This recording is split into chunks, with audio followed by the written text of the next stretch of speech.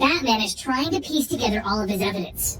Batman and Catwoman are trying to figure out what their next move is to solve this mystery when Tim Drake jumps in to fight against Catwoman. "You shouldn't be here," he tells her. "You must have seduced her or something." They go back and forth until Batman himself steps in and tells them, "Enough. You can't trust her, Batman." But Batman takes off his cowl. "Bringing her here and telling her my identity was my choice." Tim Drake just looks at him. "You told her?" Frustrated over all of this, Catwoman walks away and takes one of the bat bikes and rides off. And then Tim turns to Batman. "You think she bought it?" "There's only one way to find out," Batman tells him, and they follow Catwoman. She rides off angry. This whole thing is a big mess. For a guy that's a loner, Batman sure has a lot of strengths. But then something gets her attention. Huntress races up to her on her own motorcycle, talking gibberish. And then she begins to fight with Catwoman. The two of them are going at it, and Catwoman doesn't understand why Huntress is fighting her. But Batman and Robin are looking on. They followed her all the way to this point, and they've been watching the two of them fight it out.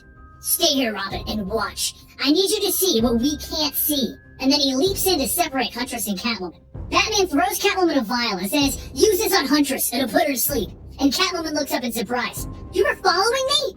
But back up top, Robin is looking down on the entire situation. He's supposed to be looking around to see who's behind all of this. And, since he's not paying attention, he gets sucker punched by our bandaged man. Without realizing what's going on, Batman turns to Catwoman. "Be ready to move." And just then, Scarecrow comes riding in on Huntress's motorcycle. Batman sees him, and it all starts to come together. He grabs Scarecrow and he pins him against the wall.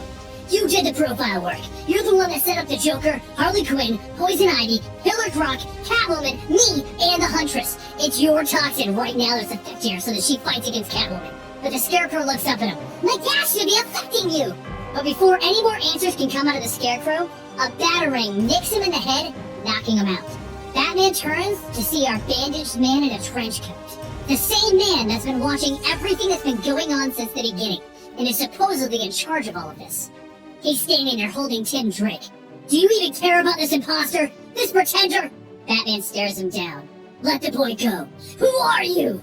The bandages begin to peel back, and they fall off of his face, revealing Jason Todd, the Robin that Batman lost. He was murdered by the Joker years ago, and Tim Drake is the replacement Robin.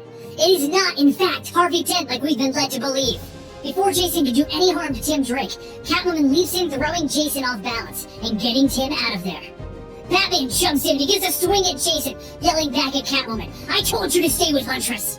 And Robin looks at her. "Oh, I didn't know you cared."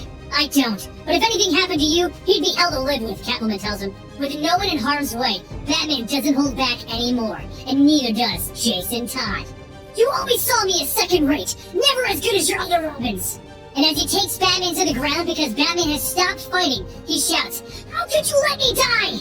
Come on, fight me! You owe me that! Show me some respect, Batman!" You know, you'd be amazed at the number of people that wanted to get involved. So many people wanted revenge against you. Well, Batman sees an opening, and he stabs Jason in the leg with a batarang, and then he begins to punch him. If you are who you say you are, then you'd know that thinking that this was a game is what got Robin killed. And realizing that this isn't Jason, Batman begins to swing over and over until our imposter flees from the scene. Batman shoots his grappling hook, and he follows with Catwoman trying to follow behind him, but Tim holds her back. He needs to do this. Even if that isn't Jason, Jason's death still haunts him. Why do you think he has a memorial to Jason in the Batcave? On the rooftop of the nearby building, the Jason imposter begins to get the upper hand on Batman. I have to admit, I'm a tad disappointed. You were distracted by Catwoman, and then the death of Thomas Elliot sent you over. You even chased the Joker in Ra's al Ghul, but you never figured out who it was, and it was in front of you the entire time. Batman thinks back and he realizes that the Jason imposter is slightly right. Batman falling into Crime Alley because his grappling hook was cut at the start of our story, and the front left tire of the Batmobile blowing out was the exact same tire that Jason was stealing when they met. It was all designed to make Batman think that this was Jason Todd from the start. But Batman doesn't buy it, and he grabs the imposter. "You are not the Robin who died!" There was one defining fact that proved to Batman that this Robin couldn't be Jason Todd.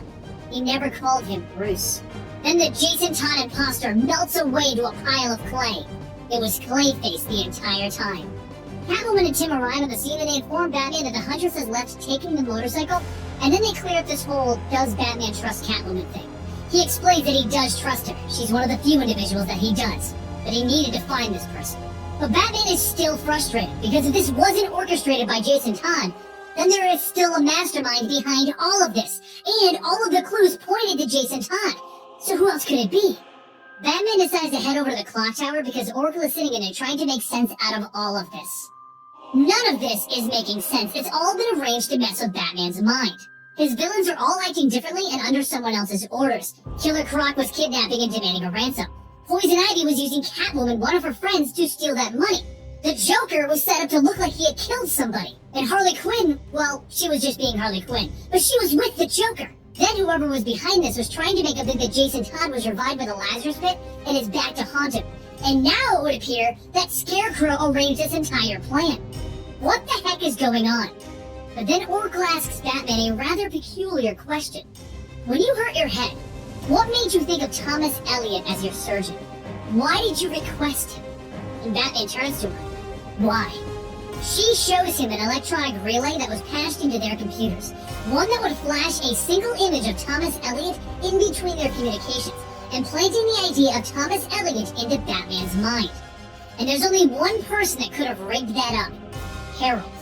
Harold was a mute hunchback man that Batman gave a job to a long time ago, and he had a remarkable ability with computers. So Batman took him in and allowed him to help with the Bat computers. So Batman has Oracle set up a meeting on the Gotham Bridge on a stormy night. And he approaches it to see Harold there. What did he give you to get you to betray me, Harold? And Harold turns around. Happiness. You can speak! He offered to fix me if I would just put in that relay.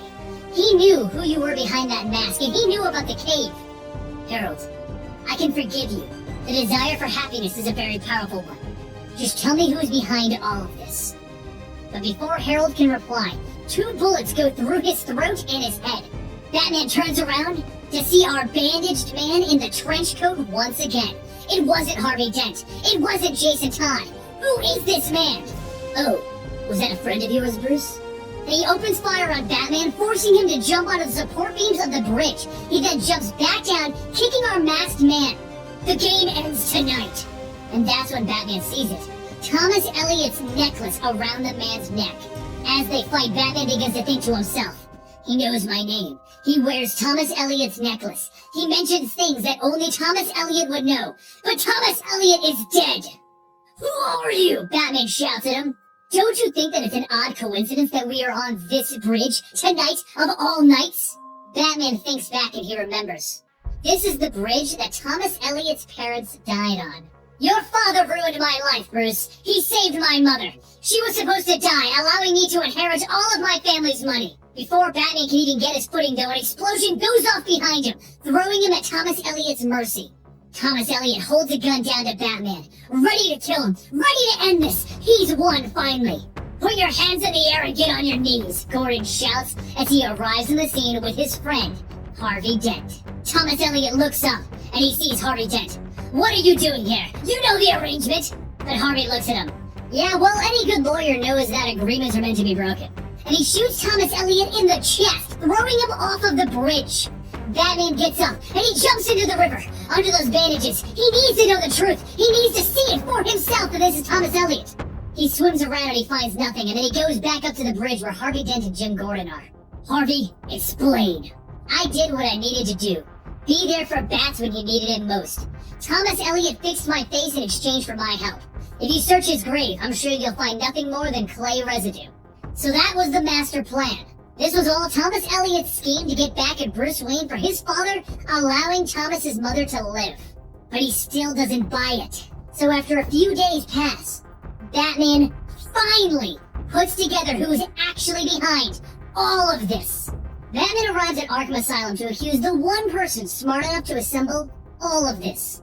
Killer Croc, the Joker, Harley Quinn, and Poison Ivy, even getting Superman involved under Poison Ivy's influence, and Thomas Elliot included. The Riddler. He was dying of cancer, which is when he first met Thomas Elliot while getting his treatments in one of the local hospitals. But a Lazarus Pit is what they used to cure him, and as they got to know each other, they realized that they had a common enemy. So the Riddler invented the Bandaged Man, the villain that he calls Hush. But the Riddler isn't through. He looks up. Riddle me this. Who is that under Batman's mask? And now, the world is my oyster. Right, Bruce? But Batman just stares him down. What time is it when an elephant sits on a fence? Huh? Time to get a new fence. Everyone knows that one. It's worthless. And that's why I fear nothing from you. You had to tell Elliot, but no one else. Not even Clayface knew my name when he was playing Robin. I know you, Edward Nygma. Riddles are your addiction, and a riddle that everyone knows the answer to is worthless. The Riddler holds his finger up to stop Batman, but he realizes that Batman is right. Besides, if you ever did anything with my identity, I know Roz is very unhappy that someone used his Lazarus pits, and he might have a few words with you if I ever told him who did it. Things are still not complete, though, as Batman meets up with Catwoman to discuss their situation. He asks her, what if they were manipulated by the Riddler with everyone else? What if this love is just another one of the Riddler's schemes? But she tells him this isn't. This is real. He turns concerned, though. I'm not good at this. Friends, partners, lovers. It all ends in betrayal and death. Tell that to Nightwing, Robin, Oracle. Do I need to go on? But what if something was affecting my mind? Batman says. And Catwoman leans in close. Hush. He grabs her by the hands. Why would you say that? You're hurting me, Bruce, Catwoman says to him. His mind begins to race. Is she a part of this? Can't he take that chance? And she looks at him. Bruce? So it's over. Listen, I don't need to know if this started as a spell or not. Forget about being a detective for once, and remember that we are who we are. That's why this works. Maybe someday you'll come to trust that. And until then, as she leaves, Batman looks down, sad, because he can't trust anyone.